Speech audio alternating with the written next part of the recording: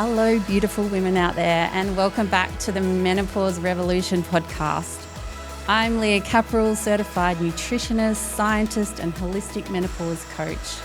I'm so happy to be with you, so welcome.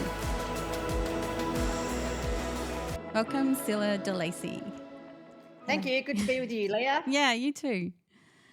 So you are known as an advocate for women's mental health, and you've also been the mayor of the city of Nedlands in WA, and have also worked in major policy changes over the past 20 years across all levels of government, also energy, water, climate change and development. So you've been busy. Yeah, I have. Yep. So stepping into this area in terms of being a policy area, that wasn't difficult for me. The topic being more personal, though, was the difference for me. Yeah, sure.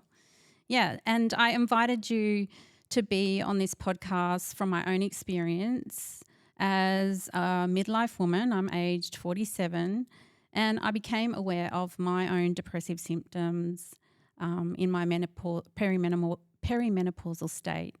And after about 2 to 3 cycles, I found myself in a space of real aloneness, introversion, and thoughts that did anyone actually care what I was going through? And I started. I was kind of suspicious that my depression was because of my perimenopausal state, and because this began for me in my early 40s, and I've been working in this area with women in nutrition around midlife, and so I took myself off to the GP, as you would, and I was offered antidepressants, which I refused. And my GP actually assessed me as my life was really isolating. I've experienced a lot of changes, but dismissed or didn't really look that I was going through perimenopause. He knew I was on HRT, so that was just not in the conversation. It was reframed as depression. And he started to do a risk assessment around that. What was surprising was when I started to actually share with my friends that I was going through these dark thoughts, it's not low moods, it was depression. It became apparent there was a conversation not being had with women. And these women really validated my experience, and also it validated theirs. And I really brought you on today to really empower women from the lessons learnt, and really contribute to other women out there that might be experiencing these kind of depressive symptoms. And the reason why I came across you is, I Googled depression and menopause, and I found your story on the internet, and it just resonated with me so deeply that you just expressed so authentically what you had been through and your struggles. And I just want to really acknowledge the authenticity and your courage to do that. So thank you very much. Thank you for creating that context, and really welcome you to the conversation. So Scylla, you shared you were diagnosed with premenstrual dysphoric disorder, PMDD, and you shared in your mid-30s? Yes, just after my second born was about 12 months old. Yeah. Yeah. Yep. Yeah, you were prescribed with antidepressants by your GP, which eased your symptoms until you're about mid-40s?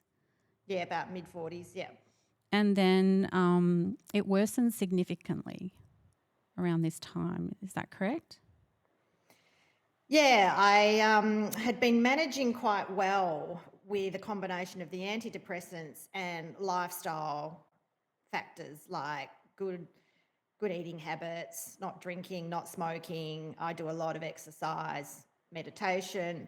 All of those things helped me manage my PMDD until I hit my mid-40s, when a whole lot of new symptoms arose in terms of, I guess you'd say, rage, anxiety, depression, things that I hadn't had for 10 years, they all came back and came back much worse, actually. Yeah. So this was, like that midlife point you noticed. Yeah, it was. And, I'd never heard anything about perimenopause. I actually put it all down to being at a stressful point in my career. That was actually the time when I was the Mayor of Nedlands, and anyone who was in a leadership role during COVID-19 will know what they had to step up and do. Just the cognitive load of really having to relearn your job to manage with things like social distancing. I had to pivot to complete virtual meetings. That was not easy. A whole lot of things were thrown at leaders with COVID-19 that really had their, really overloaded their cognitive abilities. And it was just a stressful time. I just thought, all the rage, anxiety, depression, and suicidal thoughts were all just because I was in the middle of this really difficult crisis at the City of Nedlands. And we had another crisis as well. I won't get into that too much, but it was all around density, putting high rise into a really affluent, low density city that didn't want it. I had public outrage on all fronts, and I just thought I was just, not coping with the job, and that's why my mental health was so bad. And I eventually quit for a lot of reasons, but also particularly, for the reasons of poor mental health. Little did I know that it was actually nothing to do with the job, but something called perimenopause. Yeah. That sounds like it would have been a lot, and not knowing that Yeah. probably left you wondering what's going on. Yeah. Yeah, it was a long journey from being, I guess, told by my GP when I went to see her about my mental health issues, being told at that time, okay, you've got anxiety and depression, here's your mental health plan, off you go to the psychologist. That was about October 2020. That wasn't helping much. By February 2021, I'd quit my job as mayor, and I continued to see the psychologist. And it was actually she who told me, get on top of your PMDD, Scylla. I can't help you with psychological therapy until you get on top of your medical condition. And I went, what do you mean? I'm on top of it. She was one who sent me to a gynecologist, and the gynecologist just confused the heck out of me. So I came away with all these scripts for estrogen gel and progesterone and didn't really know why I needed them. She did not explain to me what was going on with my PMDD, and I still had not heard the word perimenopause from my GP, my psychologist, or the gynecologist. So it wasn't until my psychologist, who I might say also had her own terrible experience with her own reproductive health issue with the health system, and said, Scylla, we women have to be advocates in the health system around our reproductive health because no one else is going to help us. So I've really had the sisterhood help me, honestly. It's been women coming out saying, I've had a really bad experience. I don't want anyone else to go through this. I'm going to help every other woman I can, because we're all having struggles in the health system with our reproductive health issues. And endometriosis is a classic example. Thank God we're doing something about that now. So she sent me off to, she told me about a woman who had started a app for PMDD sufferers, and the woman's an endocrinologist. The woman was a psychologist, but it was her who told me I needed to see an endocrinologist, not a gynecologist, because PMDD is all about hormones and endocrinologists specialise in hormones. So she said, get onto the Jean Hales Institute. Women may have heard of the Jean Hales Institute. I think it's based in Victoria, do some really great work around women's health. Got on there, they said 6-month wait, said, sorry, can't wait 6 months. My suicidal thoughts were so bad by then that I just couldn't wait 6 months to get proper treatment. So I found an endocrinologist in Perth, whom I was actually lucky enough to already know through my time as the Mayor of Nedlands. Just didn't know what she did for a day job. She agreed to see me, and it was finally after getting onto her that she and I agreed that I needed to start on chemical menopause. And if your listeners don't know what that is, it's basically artificial menopause. It's given to women via a monthly implant in their abdomen, and it shuts down the entire reproductive system. So it plunges you immediately into the menopause. So you get no more periods. That was when I had my first hot flush. So I had no hot flushes before then. And so after 3 months of getting this implant, I can tell you my symptoms improved 90%. I was like a new woman, and I just couldn't believe what I had been through to get there. Yeah. Sounds like an Yeah. ordeal. And what was the time like if you went from the first referral or misreferral to getting what you needed?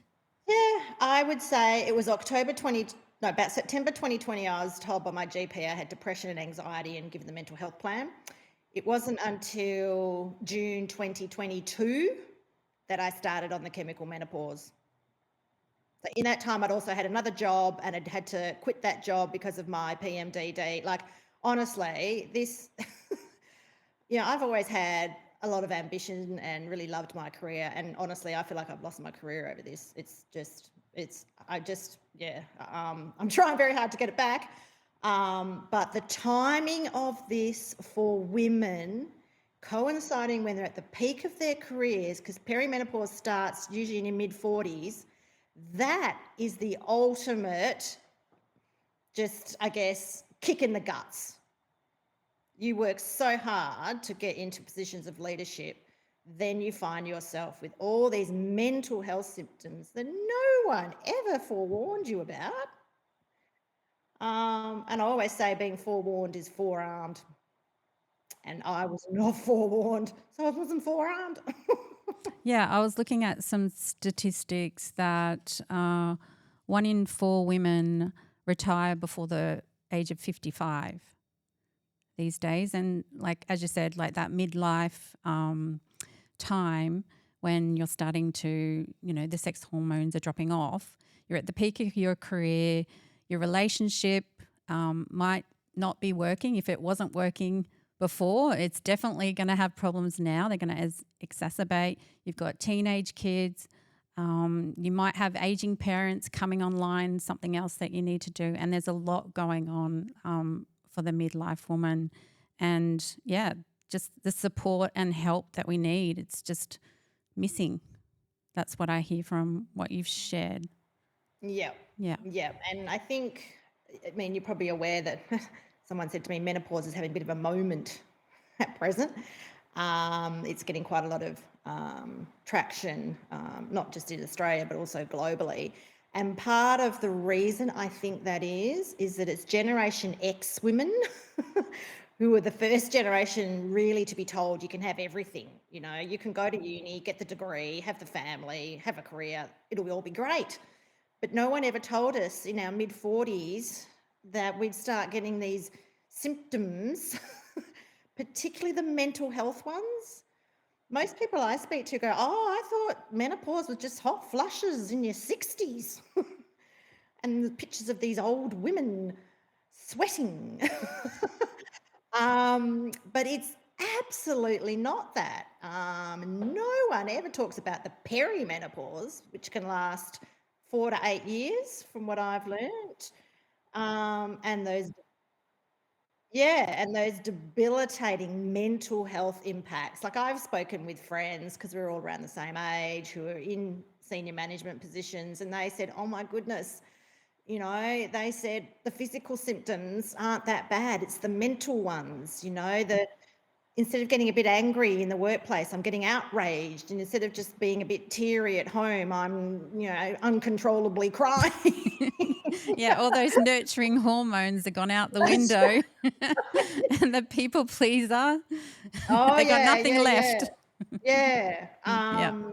But what I have found in going into this, and particularly doing the research, is that Men don't know anything about it either, but men are starting to want to know, and I think that's great. My husband's been very supportive and understanding. Of course, he's had to deal with the PMDD as well as the perimenopause, but I think it's great that men are now wanting to be a part of the conversation, and to learn about it as well. So I think that's great. Yeah, and yeah, thank you for really acknowledging the men out there, and you know, having the conversation that we're going through a change. We're not really sure just yet, and how they could support us or just listen to us, or just pick up their socks would be really nice now, or whatever it is, Yes, because yes, there might be a different exactly. experience. That's Who right. knows? So Yes, yeah, just yes. having conversations with them as well. Yeah. Yeah. So um, I've got here. So what are some of the structures you have mentioned? Yeah, some management of those symptoms, but I guess what are some of the structures like practice and practices you've implemented to manage this disorder that you could share? Yeah, so as I said, with the PMDD, I did manage with the antidepressants for about a decade because I have always been someone who's been very, very keen on doing exercise. So yeah, I was lucky to grow up in a sporty family where if you didn't play sport, you were basically not part of the family. So I've always been very, very active. So I think that's a big plus. I always say healthy body, healthy mind. I'm also very, very fastidious about my sleep patterns. And I got very fastidious about that after I learned about my PMDD when I was very sleep deprived. When my second born was 12 months old and my older one was 3 years old. Oh my God, was I sleep deprived? And my GP said, oh my goodness, you would not realise how bad not getting sleep is for your moods. So I'm very fastidious about sleep routines and getting the amount of sleep I need. And if I don't get it, I will have an afternoon nap. I will just go, that's it, I'm napping. So yeah, sleep's a really important one.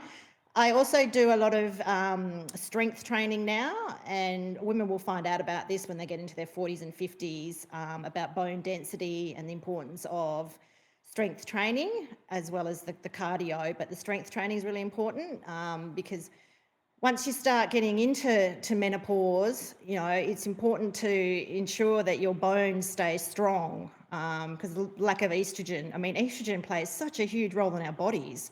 I'm just reading Dr. Louise Newson's book now, and estrogen does so much in our bodies that once it starts to wane, everything can be affected. So so doing reformer Pilates has worked really well for me, and it's been very good for me in helping me with my joint pain that I've started to experience a bit. But yeah, diet, exercise, all those usual things, but particularly paying attention to sleep.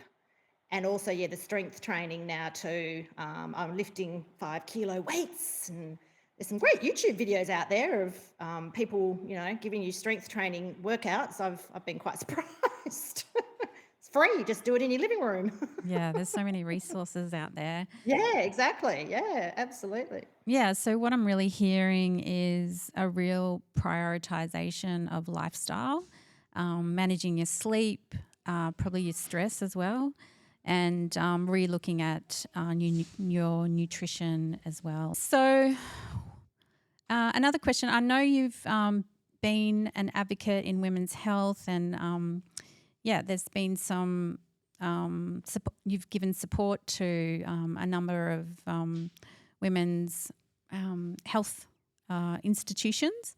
So, what's been done to close the gap with doctors and the medical fraternity, and also with education to women around midlife and women's health? And so I think the stats are about 20 to 30% of women are going to have a pretty bad, almost severe experience of perimenopause and menopause, and 70% are going to have the mild to moderate symptoms. So the 20 to 30%, if they're going through not getting any help, which my mother was one of them, it's pretty awful, not just for them, but the others around them. So I think it is really important now that if we have the means to help women, that we do help them. And so this inquiry brought all of this out into the open, and many submissions came through from many women's health institutes around Australia, individuals. So I actually did a submission with 2 GPs based here in Perth who have started the Hira Menopause Clinic, completely focused on menopause, and also a psychologist who's running an organisation called All About Her now, and she's bringing together all these practitioners to specialise in the menopause. These women, fabulous women, and I really just helped them guide the process of putting in a submission to a Senate inquiry because they hadn't done one before. And I also put obviously my own lived experience in there, but also what I'd learned through the research of what I thought needed to happen. And one of the big things that we sort of talked about, the 4 of us, was training for GPs, training just for the medical fraternity in general, education and awareness, and talking about it in schools. So high school, when you learn about, puberty and you do sex education and health education, they never mention, perimenopause and menopause. And I suppose I think, well, why would they mention that, But quite honestly, there's probably plenty of teenagers who've got mothers going through it, like my teenage boys. And so we've been discussing it as a family. So my boys know about what's been happening. We talk about the science and the research, and they're learning, and I think that's really important. So a lot of what we advocated for was education and training, and to also provide GPs with a Medicare rebated specific consult for the menopause, perimenopause, because women have got a lot of symptoms and they need to be listened to. And it's not just your 15-minute, here you go, here's a script, away you go kind of thing. It's got to take longer than that, because every woman might be different in how she responds to HRT too. So, so I think that inquiry really opened up the conversation. The report was handed down in September 24 last year. And then in February this year, the federal government put out its response to that Senate inquiry report, and they have committed to having an awareness and education type campaign to allow, the message to get out to women and their loved ones that this is a transition and there is help available. Some of you may need it, some of you may not, but this is where you go, and you're not going out of your mind. It can all be explained by hormones. So I think that's a really good thing, and I think there's some movement happening. Just last week, I read about some people who are working in this space. Shelley Horton, I think, might be one of them, who's just released a book. They met with Mark Butler, I think, and spoke about how to go about this awareness raising campaign. So I think things are moving. One thing I'd actually like to see, they haven't said they'll do this, but one thing what I would like to see is at the age of 50, we receive from the federal government a bowel cancer screening kit in the mail. From the state government here in WA, I received a breast cancer screening kit. So when you turn 50, all these magic things appear in the letterbox about your health. And I thought, wouldn't it be great at the age of 45, because 50 is too late, I think, if state or federal government sent all women a package about the perimenopause and menopause, just information. Here's where you go. Here's the facts about HRT, because there was that study all those years ago that put everyone off HRT because it might cause breast cancer, but that's been largely debunked. So I think that would be wonderful if our federal or state governments could do that for 45-year-old women, because that's just going to plant the seed, and you just got to plant the seed. Yeah, it definitely contribute to closing the gap for sure. That if you, or even earlier, really, because there is women that experience early menopause as well, and just if we're not validated midlife, imagine their experience. So with the new Medicare rebate, is that something that's in place now, or is there a time frame for that to be implemented? Ooh, I don't actually know. I saw the the two lovely GPs at Here in Menopause would. But it was certainly something they were pushing for, and I'm pretty sure it's something that has been agreed to. One of the things also it touched upon for women is expanding the endometriosis clinics that have come about because of the focus several years ago on the need to provide much better care for women suffering from endometriosis. Yeah. Yeah, great. Yeah, there is some shifting happening for sure. A little bit slow, but it's still happening. So yeah, we can only move forward more.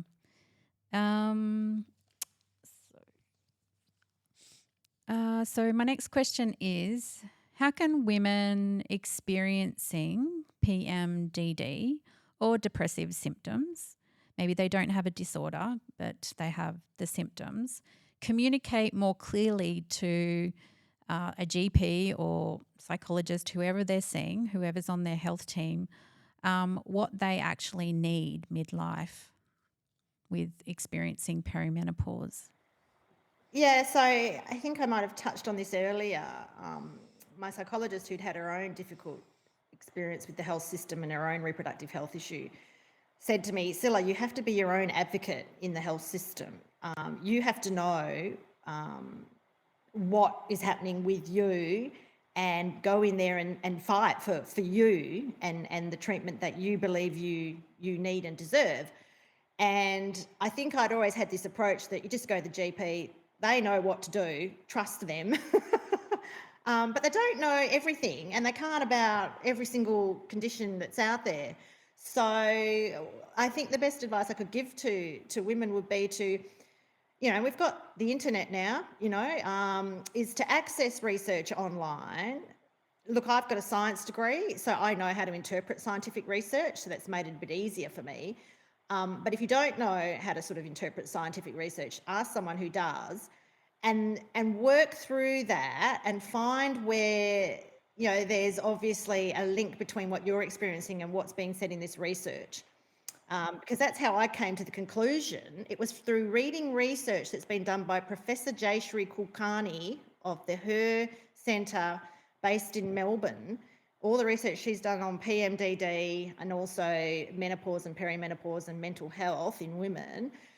That was the first time I had found a link between PMDD and something called perimenopause and read the symptoms and went, wow, that's what I'm going through. And that's when I first started to read about potential treatment options like this thing called chemical menopause or a low-dose oral contraceptive. Zoli is one that's actually quite effective for some women to take that combined with the antidepressant. So I would say do your research and go in with your, list of symptoms and the research and be quite assertive about what you believe you need, and particularly if you think you need a referral to a specialist, ask for that referral. So that's certainly what I've started doing in taking that approach, and that's sort of helped quite a lot for me. The other thing is that there are checklists, and the Her Centre in Melbourne has got this great Meno-D checklist. It's to detect depression in women who may be perimenopausal or menopausal.